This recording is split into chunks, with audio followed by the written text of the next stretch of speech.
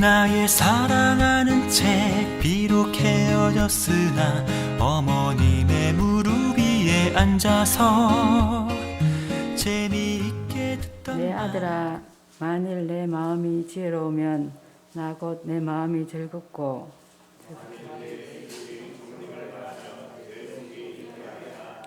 내 마음으로 죄인의 형통을 부러워하지 말고 항상 여호와를 경외하라.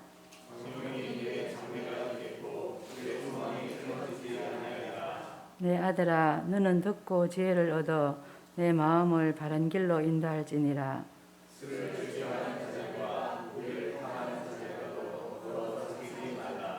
술 취하고 음식을 탐하는 자는 가난하여질 것이요 잠자기를 즐거워하는 자는 헤어진 옷을 입을 것임이라.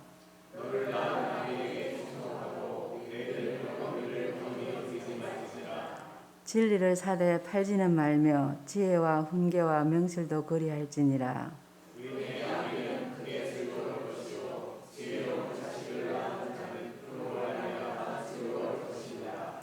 내 부모를 즐겁게 하며 너를 낳은 의미를 기쁘게 하라. 내 아들아, 내 마음을 내게 주며 내 눈으로 내 길을 즐거워할지어다. 아멘. 어느 날 맹구는 연로하신 아버지가 위독하다라는 전가를 받고 급히 병원으로 향합니다. 병원에는 이미 온 가족들이 모여 있습니다. 아버지의 마지막 임종을 지키는데 아버지는 무엇인가 유언을 남기시려는 듯 말씀을 하십니다. 그런데 도무지 소리가 나오지 않습니다. 보다 못한 맹구는 우황청심환이라도 드시면 혹시나 기력이 생겨서 말씀을 하실 수 있을까 해서 동생을 따로 불러내어 심부름을 보냅니다. 아버지는 뭔가 계속 말씀하시는 것 같은데 심부름을 간 동생은 잠잠 무소식입니다. 답답한 마음에 맹구는 임종을 앞둔 아버지 앞에서 이렇게 말합니다. 이년은 도대체 이놈이 죽은 거야 산 거야 라고 했다는 그런 이야기입니다. 예. 어제 어버이날 잘 지내실 걸로 믿습니다. 우리가 예수님을 믿는다라고 하면서 오늘 이렇게 나와서 예배 열심히 드리면서 부모님께 전화 한 통 안 드린다라고 한다면 여러분 그것은 말짱 헛일입니다. 예. 신앙생활 제대로 하는 것이 아닙니다. 그래서 예수님께서는 유대인들의 고르반을 책망하시지 않습니까? 고르반이 무엇입니까? 마가복음 7장 9절부터 11절 말씀을 한번 보시기 바랍니다. 같이 한번 읽겠습니다. 또 이르시되 너희가 너희 전통을 지키려고 하나님의 계명을 잘 저버리는 도다.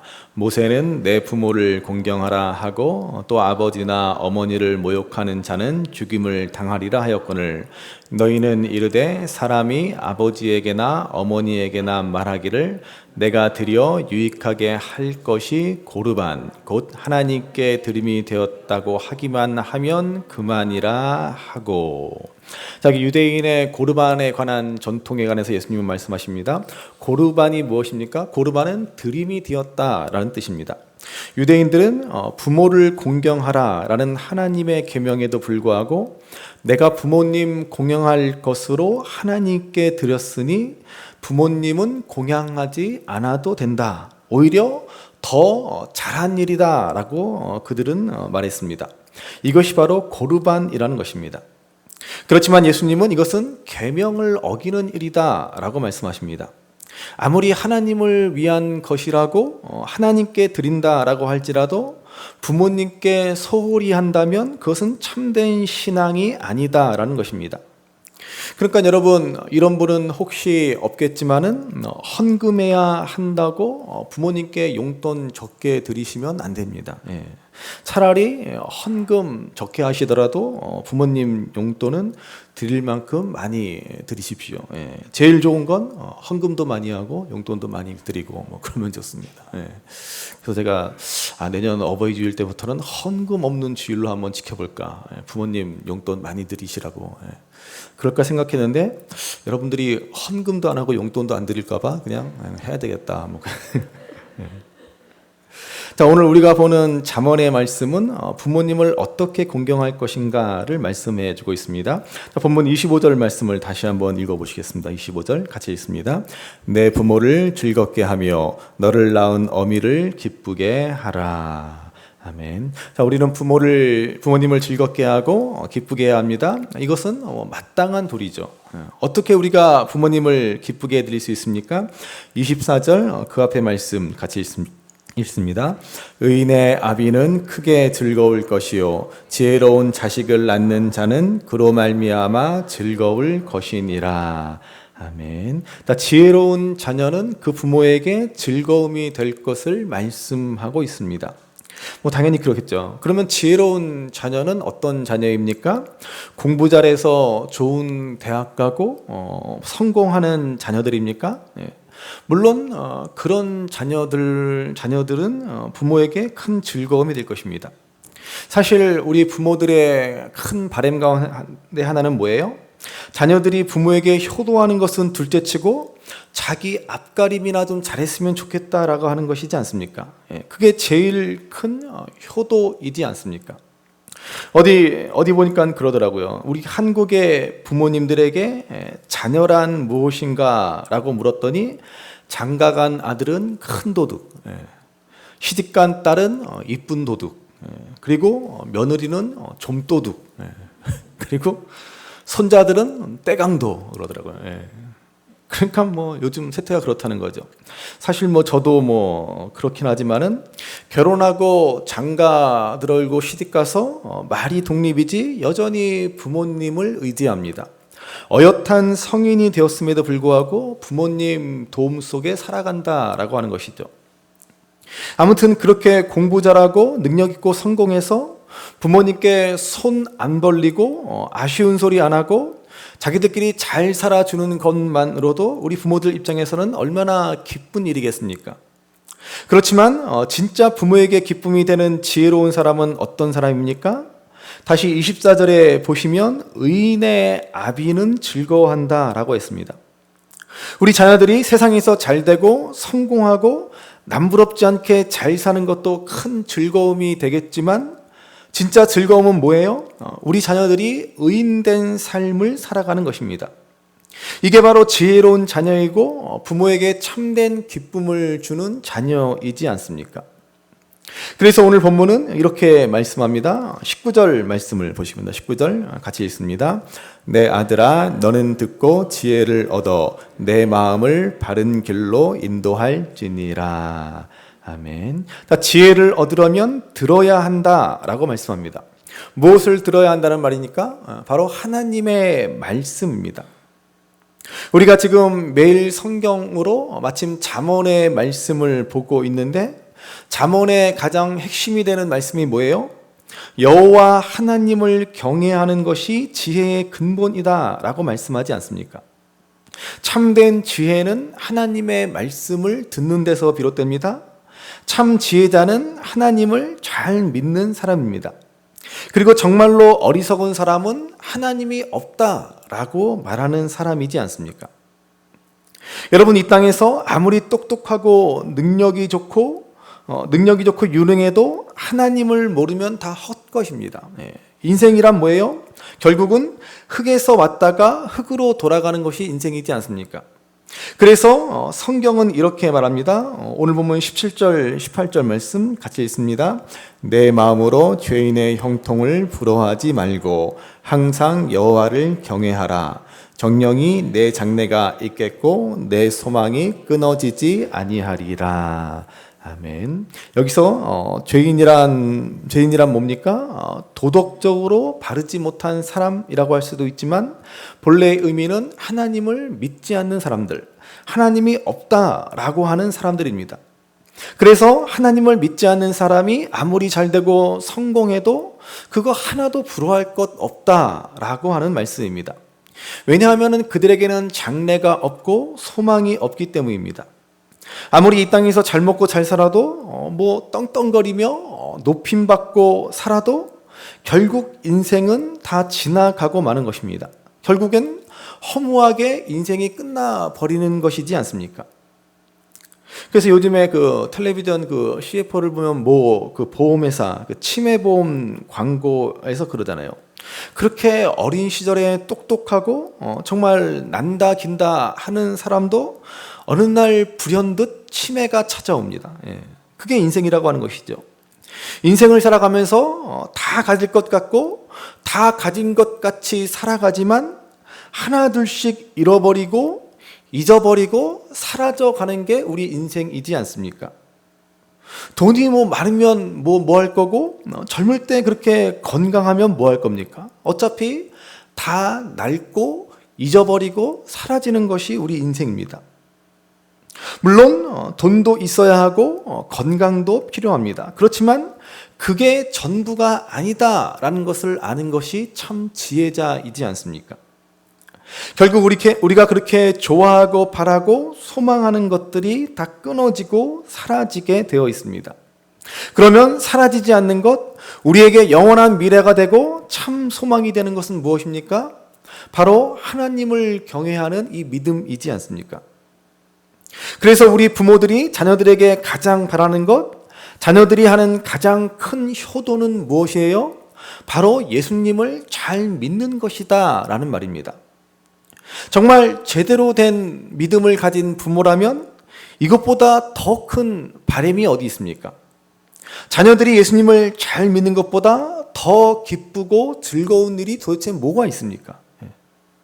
그래서 오늘 말씀을 보시기 바랍니다. 15절 말씀을 보시죠. 15절 같이 읽습니다. 내 아들아, 만일 내 마음이 지혜로우면 나 곧 내 마음이 즐겁겠고. 우리 자녀들이 말씀을 따라가는 참 지혜자가 되는 것이 우리 부모들의 가장 큰 기쁨입니다. 우리 부모들은 늘 그 사실을 자녀들에게 가르쳐야 합니다. 어디에 보니까는 부모님들이 어버이날 가장 받고 싶은 선물 1위를 조사했더니 그 라이나 생명에서 조사했더니 어버이날에 부모님이 가장 받고 싶은 선물이 1위가 뭐예요? 현금이다. 그리고 2위는 편지, 손편지다. 뭐 그래요. 그래서 제가 이걸 보고 이번 어버이날에는 현금 대신 손편지를 좀 드려야겠다라고 했더니 현금이 압도적으로 1위더라고요. 그래서 괜히 손편지 드렸다가 실망하시겠다 싶어서 하여간 뭐 아이나 어른이나 돈이 최고죠. 카네이션은 0%입니다. 카네이션 받고 싶은 어르신들 한 분도 없다 그러시더라고요. 하여튼 돈도 좋지만 부모로서 가장 큰 바람, 우리 부모가 원하는 가장 큰 선물은 예수님을 잘 믿는 것이다 라는 사실을 우리 자녀들에게 꼭 가르쳐야 합니다. 다른 선물 안 받아도 괜찮지 않습니까? 그렇죠? 아니구나. 손편지는 안 받아도 괜찮아도 현금은 좀 받으셔야 돼요. 근데 정말 다른 선물보다도 자녀들의 믿음이 가장 큰 선물이지 않습니까? 또 16절에 보시면 이렇게 말합니다. 16절 말씀 같이 읽습니다. 만일 내 입술이 정직을 말하면 내 속이 유쾌하리라. 여러분, 우리 부모들이 자녀들을 통해 받을 즐거움은 또한 정직입니다. 여러분, 우리가 믿는 사람으로서요, 이 정직이라는 이 부분을 아주 중요하게 생각해야 됩니다. 우리가 왜 정직해야 합니까? 하나님은 정직하신 분이기 때문에 그렇습니다. 그리고 그 하나님이 내 모든 일거수일투족을 다 아시기 때문입니다.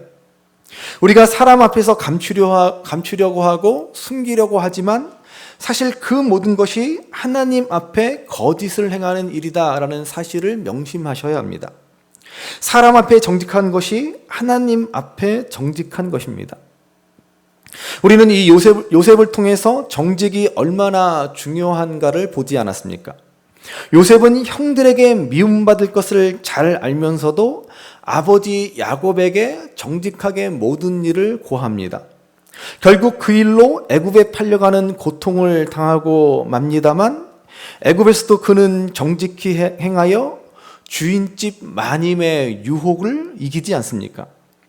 물론 이 일로 인해서 더 큰 어려움을 겪게 됩니다. 그렇지만 요셉은 끝까지 정직을 잃지 않았다라는 것입니다. 왜냐하면 그는 사람 앞에서가 아니라 하나님 앞에서 모든 일을 행하는 사람이었기 때문입니다. 사람의 눈은 속일 수 있을지 몰라도 하나님의 눈은 결코 속일 수 없음을 요셉은 잘 알았습니다. 그래서 모든 일을 정직히 행하였고 마침내 하나님은 그를 구원의 통로로 사용하시고자 애굽의 총리가 되게 하시지 않았습니까?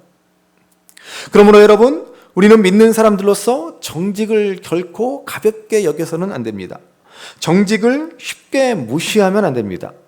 무슨 일이건 간에 정직이 최선입니다. 정직이 곧 실력입니다. 공부 실력보다 더 중요한 실력이 정직입니다. 정직이 내 믿음이고 내 인격이고 나의 실력이고 나의 능력이라는 사실을 기억하시기 바랍니다. 그러므로 우리 부모들은 자녀의 정직을 기뻐해야 합니다. 자녀들이 아무리 여기서 큰 이익을 얻었다라고 할지라도 정직하게 얻은 것이 아니라면 결코 그것을 용납해서는 안 됩니다. 반면 정직해서 손해를 봤더라면 그것을 기뻐하고 칭찬해 줄 수 있어야 합니다. 바보처럼 왜 그랬냐? 그래서 어떻게 세상 살려고 그러냐? 절대로 그렇게 말씀하시면 안 됩니다. 우리가 정직하게 살면 하나님이 기뻐하십니다. 하나님은 이 땅에서 우리가 이렇게 진정한 의인으로 살기를 원하십니다. 우리 부모들의 바람도 마찬가지입니다. 그래서 정직한 자녀가 부모를 기쁘게 하는 것입니다. 그러므로 우리가 부모를 즐겁게 해드리는 길은, 또 부모로서 우리가 자녀들을 통해서 얻기 바라는 가장 큰 기쁨은 이 땅에서 의인으로 살아가는 것입니다. 곧 하나님의 말씀을 따라 지혜롭게 사는 것이고 믿음으로 정직하게 살아가는 것입니다. 그리고 특별히 오늘 본문의 26절의 말씀을 한번 보시기 바랍니다. 26절 말씀 같이 읽습니다. 내 아들아 내 마음을 내게 주며 내 눈으로 내 길을 즐거워할지어다. 아멘. 무엇보다도 저는 이 구절에 큰 감동이 되었습니다. 이는 하나님께 우리의 마음을 드리고 또 하나님이 보이신 길을 즐거워하라라는 말씀입니다. 동시에 이 말은, 이 잠언은 솔로몬의 말입니다. 솔로몬은 자녀들이 그의 삶을 인정해 주기를 바라고 있습니다. 여러분, 우리 부모들이 우리 자녀들에게 바라는 것이 바로 이것이지 않습니까? 자녀들이 우리 부모들의 삶을 인정해 주는 것. 부모 세대는 그 시절을 그렇게 살아야만 했던 이유가 있습니다. 시대가 너무나 빠르게 변했기 때문에 요즘 젊은 세대들이 어른 세대들을 이해하지 못하고 비판하고 때로는 무시하기도 하는 세태가 되었습니다. 그러나 우리 어른 세대들, 우리 부모님들이 걸어왔던 길을 인정해 주는 것이야말로 얼마나 귀한 일입니까?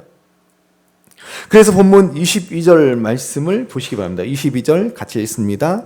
너를 낳은 아비에게 청종하고 내 늙은 어미를 경히 여기지 말지니라. 아버지 말씀을 청종해라. 귀담아 듣고 무시하지 말라라고 말씀합니다. 자녀가 하는 말 중에 우리 부모들의 마음을 가장 아프게 하는 말이 뭐예요? 아빠가 뭘 알아? 엄마가 뭘 알아? 그런 말이 있지 않습니까? 언제 컸다고? 마치 자기 스스로 큰 것인 양.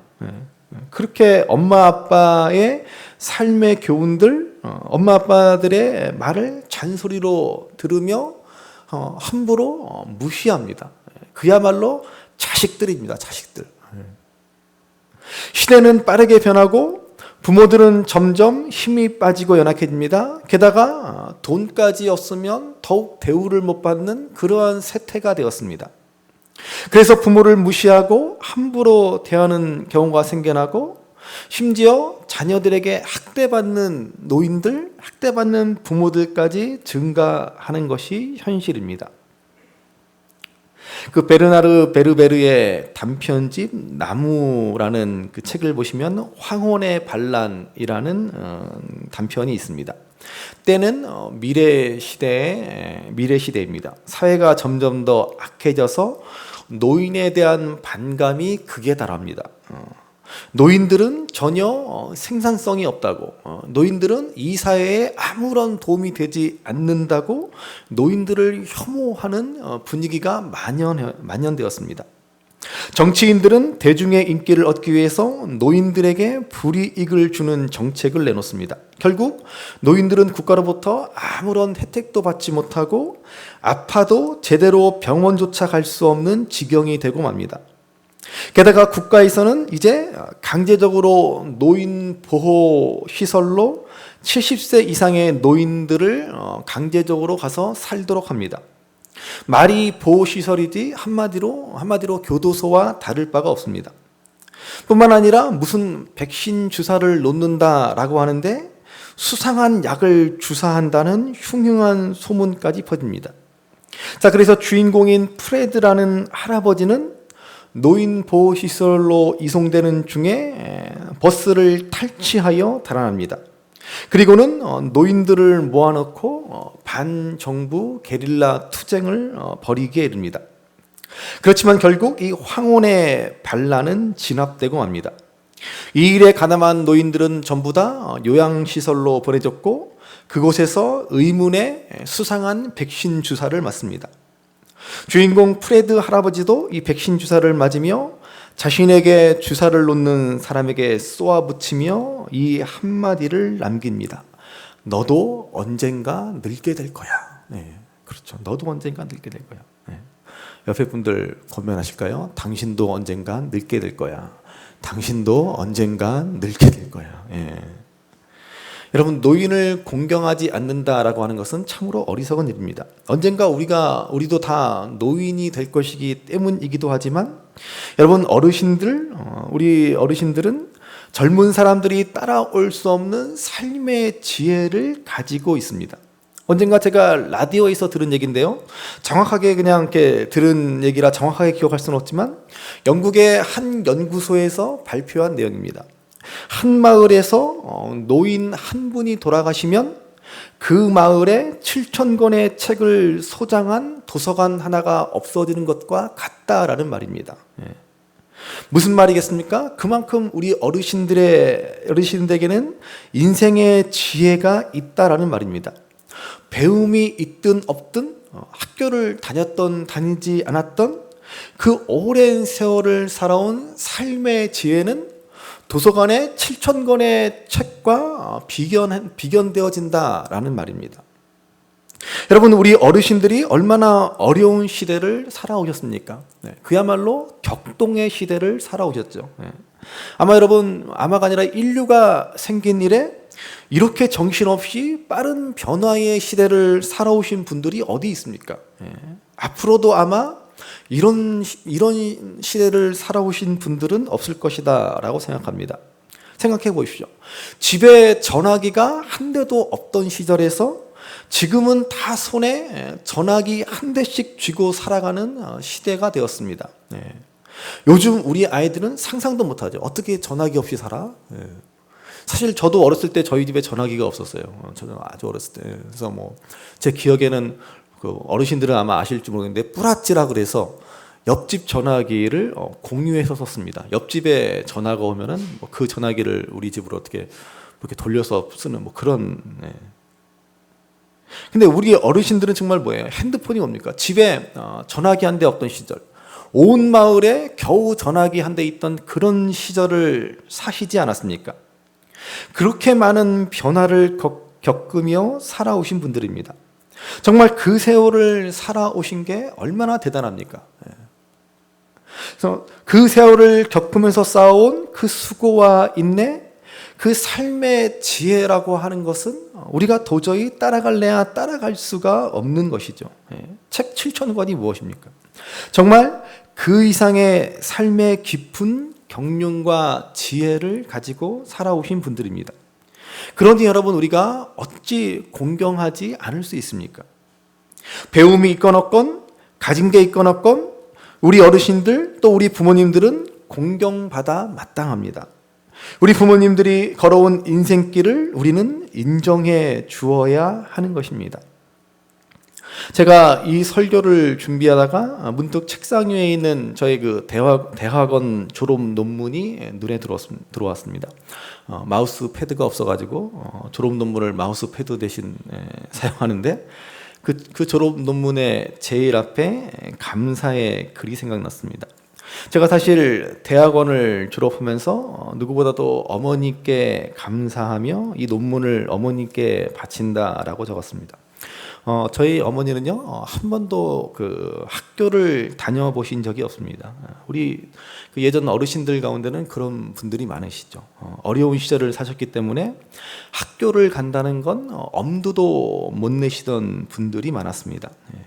근데 저희 어머니는 사실 집안이 그렇게 어렵지도 않으셨습니다. 그 마을에서는 둘째가라면 서러울 부자였습니다. 그런데 저희 외할아버지께서는 그야말로 옛날 사람입니다. 그분은 여자가 학교 다녀서 뭐하냐, 여자가 배워서 뭐 돼서 먹냐, 그런 생각을 가지신 분이었습니다. 옛날 어른들 가운데서는 그런 생각을 가지신 분들이 많았죠. 참 고약하신 분입니다. 그래서 말이 부잣집 외동딸이지 학교는 안 보내고 집에서 일만 시켰다라고 합니다. 그래서 저희 어머니는 학교 근처도 못 가보셨습니다. 제가 어릴 때는요, 참 그 사실이 참 부끄러웠어요. 그 해마다 그 학기 초에 그 가정 환경 조사서, 요즘에도 그런 걸 쓰는지 모르겠는데 가정 환경 조사서라는 거를 쓰게 되면은 그게 그렇게 싫었습니다. 거기에 부모님의 학력을 적는 난이 있지 않습니까? 어쩌다가 친구들하고 부모님 얘기가 나오면 우리 어머니, 우리 엄마 중학교 졸업하셨다고, 중학교 나오셨다고, 그런 거짓말을 하기도 했습니다.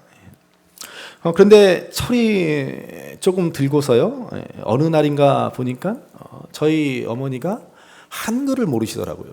정말 깜짝 놀랐습니다. 지금까지 이 사실을 우리 아들, 딸들에게 감추시느라 얼마나 힘드셨을까. 그런 생각이 드니까 너무 마음이 아팠습니다. 그리고는 한편으로는 그런 어머니를 부끄러워한 제가 참 너무 죄송했습니다. 그 이후로는 저는 가장 존경하는 사람, 그러면 서슴없이 우리 어머니라고 대답합니다. 정말 진심입니다. 그래서 제가 논문의 감사의 글에 이렇게 썼습니다. 평생 학교를 다니지 못하였던 어머니, 나이 들어 성경을 읽기 위해 한글을 배우는 어머니. 어렸을 때는 그런 어머니가 부끄러운 적도 있었습니다. 그러나 어머니는 지금 제 인생의 가장 큰 스승이요 자랑이십니다. 감사드리며 이 논문을 어머니께 바칩니다. 저희 아버지는 좀 서운하셨을 거예요. 제가 왜 이런 말씀을 드리냐면요, 저희 어머니가 특별해서가 아닙니다. 사실 우리들의 어머니, 아버지, 우리 어르신들이 살아온 길이 다 이렇게 대단하고 칭찬받고 칭송받아 마땅하지 않습니까? 우리 부모님들, 우리 어르신들이 살아온 길을 인정하고 칭송해야 합니다. 무엇보다도 신앙 안에서 우리 부모님들이 걸어오신 길이 옳은 길이었고 의로운 길이었고 참 지혜자의 길이었고 복된 길임을 우리는 알아야 하는 것입니다. 그러므로 오늘 이 어버이 주일을 통해서 부모 공경을 다시 한번 다짐하시는 저와 여러분들이 되었으면 좋겠습니다. 살아생전 부모를 공경하셔야지 돌아가신 후에 아무리 잘한다고 묘지 의리의리하게 꾸며놓고 제사상 떡 부러지게 차려놓고 거기에 절한들, 그게 다 무슨 소용입니까? 꼭 장례식장에 가면요, 꼭 그냥 술 마시고 울고불고 그냥 돌아가신 부모님 찾으면서 고래고래 소리 지르는 분들이 있는데, 그런 분들은 십중팔구 다 살아생전 부모님 속을 썩여드린 분입니다. 돌아가시고 나서 그렇게 울고불고 찾아봐야 무슨 소용이 있습니까? 하나님은 부모에게 효를 다하는 것이 우리에게 가장 중요한 믿음의 도리임을 말씀하십니다. 그래서 효도가 얼마나 중요하면 10계명 가운데 하나로 말씀하시지 않습니까? 그것도 사람에 대한 관계에서 지켜야 할 첫 번째 계명으로 말씀합니다. 출애굽기 20장에 나오는 5에서 10계명의 말씀을 보시기 바랍니다. 그 중에서 첫 번째 출애굽기 20장 12절 말씀을 보십시오. 같이 한번 읽어보시겠습니다. 내 부모를 공경하라. 그리하면 내 하나님 여호와가 내게 준 땅에서 내 생명이 길리라. 다른 계명들을 보시면요, 그냥 다 명령만 하십니다. 그런데 내 부모를 공경하라는 제5계명에는 이렇게 약속이 있습니다. 그리하면 내 하나님 여호와가 내게 준 땅에서 내 생명이 길리라고 약속해 두십니다. 그래서 신약의 에베소서는 이렇게 말씀합니다. 에베소서 6장 2절 3절 같이 읽습니다. 내 아버지와 어머니를 공경하라. 이것은 약속이 있는 첫 계명이니 이로써 내가 잘되고 땅에서 장수하리라. 여러분, 부모님을 공경하면 이 땅에서 잘되고 장수하리라고 약속해 주십니다. 이것은 분명 하나님이 십계명을 통해 주신 첫 번째 약속입니다. 물론 이 말씀이 단지 부모님을 공경하면 무조건 잘 살고 장수하게 된다라는 그런 의미는 아닙니다. 이 말씀은 부모를 공경하는 사람이 인생을 제대로 복되게 성공적으로 살아갈 줄 안다는 것입니다.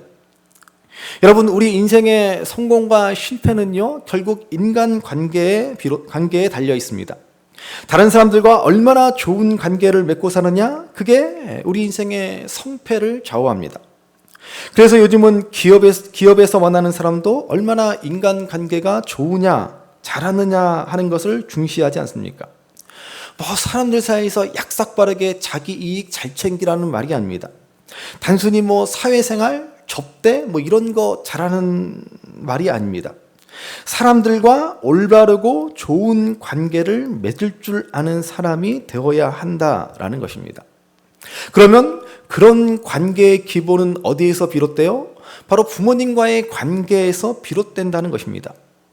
부모의 사랑을 받고 자란 자녀라면, 그래서 부모를 사랑하고 공경할 줄 아는 자녀라면 이 세상 어디를 가서라도 남을 이해하고 존중하고 사랑할 줄 압니다. 그러나 부모에게 야단만 맞고 비난만 당하고 늘 비교만 당하며 자란 자녀들은 어디 가서도 다른 이들에게 관용과 사랑으로 대하지 못합니다. 그 마음이 각박하고 메말라 있습니다. 넉넉하고 너그럽게 살지를 못합니다. 그래서 십계명 중에 유일하게 부모를 공경하면 네가 잘되고 장수할 것이다 라고 언약해 주시는 것입니다. 그러니까 여러분, 우리 자녀들이 잘되는 길은 무엇이에요? 다른 것이 아닙니다. 먼저 부모를 공경할 줄 알아야 한다는 것입니다. 그리고 사실 더욱 중요한 것은 부모를 공경할 줄 아는 사람이 하나님도 잘 믿습니다. 우리 부모는 하나님의 대리자입니다. 자녀는 부모를 통해서 하나님을 보게 되어 있습니다. 그래서 5계명이 내 부모를 공경하라입니다. 이 5계명은 앞에 1에서 4계명의 하나님에 대한 계명과 5에서 10계명의 사람에 대한 계명의 연결고리 역할을 합니다. 즉 하나님을 사랑하고 이웃을 사랑하는 구약의 두 계명의 다리 역할을 하는 것이 바로 부모 공경입니다. 부모를 공경하는 사람이 하나님을 사랑하고 이웃도 사랑할 수 있습니다. 부모를 공경하지 않는 사람은 하나님도 사람도 사랑할 줄 모르는 사람입니다. 그래서 하나님 사랑에서 이웃 사랑으로 넘어가는 그 첫 번째 관문이 바로 부모 공경임을 보여주고 있는 것입니다. 그러므로 부모를 공경하는 사람은 땅에서 잘되고 장수합니다. 한마디로 그 인생을 올바르게 정말 의롭게 사람답게 인생을 제대로 살아가게 된다는 말씀입니다. 물론 좋은 부모도 있지만 간혹 그렇지 못한 부모도 있는 게 사실입니다. 잘난 부모도 있지만 못난 부모도 있습니다. 그럼에도 불구하고 부모를 원망하고 불순종하면 결국 자녀 자신의 삶이 불행해집니다. 그러므로 여러분 꼭 명심하시기 바랍니다. 부모 공경은 우리가 잘 사는 길입니다.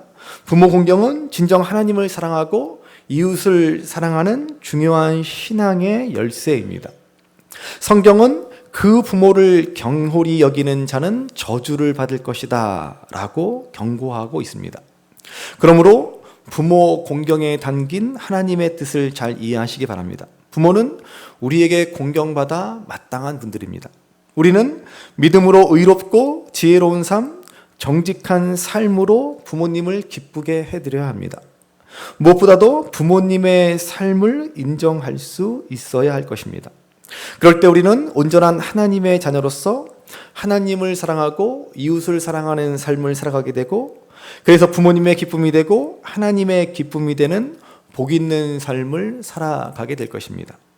그러므로 바라기는 부모 공경에 참 약속이 있는 언약을 온전히 실천하여 진정 복된 삶, 하나님과 사람 앞에 올바른 삶을 살아갈 수 있는 저와 여러분들이 될 수 있기를 주님의 이름으로 간절히 바랍니다. 우리 어머님이 들려주시던 재미있게 듣던 말이 책 중에 있으니 이 성경심이 사랑합니다. 나의 사랑하는 책 비록 헤어졌으나 어머님의 무릎 위에 앉아서 재미있게 듣던 말